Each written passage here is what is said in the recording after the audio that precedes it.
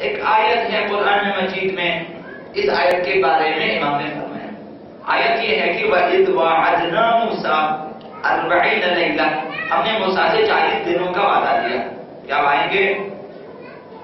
40 دن، ثُمَّ اتَّخَذْتُمُ الْعِجْلَ مِن بَعْدِهِ وَأَنْتُمْ ظَالِمُونَ،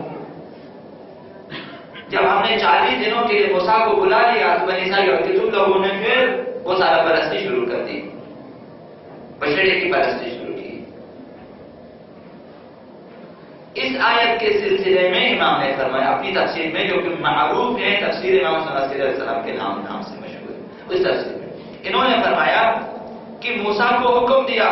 کہ تورات دینے کے لیے میعاد پہ آ جائیں، یعنی کوہ طور پہ آ جائیں، تورات دینے آپ کو کوئی رسالہ نہیں ہے، یہ بات نہیں کہ ویسے آپ آ جائیں کوہ طور پہ، میعاد پہ آ جائیں، اور آ کر 30 دنوں تک آپ نے روزہ رکھا، ایسے ہی آپ کو تورات نہیں ملے، کتاب نہیں ملے، 30 دن آپ نے روزہ رکھا،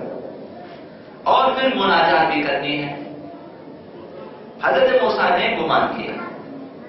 کہ حتماً خداوند 30ویں دن مجھے تورات عنایت فرمائے گا، لہذا 30ویں دن مہم ہے ان کے لیے، یاد آخری رات کو روزہ رکھا، آخری 30واں روزہ بھی رکھا، اور افطار کے بعد حضرت موسیٰ علیہ السلام نے مناجات کرنی ہے، اہتمام، لہذا مسواک کیا تاکہ دان صاف ہو، منہ سے وہ جو روزہ دار کے لیے خاص قسم کی بو پیدا ہو جاتی، شاید دوسرے پسند نہ کرے، جب آپ کو زیادہ بھوک لگتی ہے تو منہ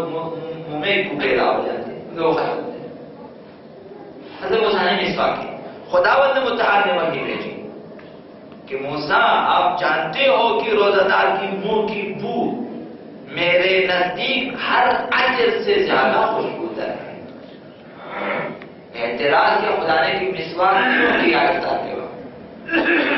سحری کے وقت افطار کرنا چاہیے، نہیں افطار کے وقت، سحری کے وقت آپ فرمایا کہ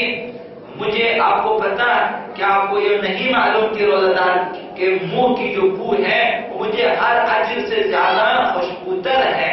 میرے لیے بس مزید 10 دن آپ روزے رکھیں،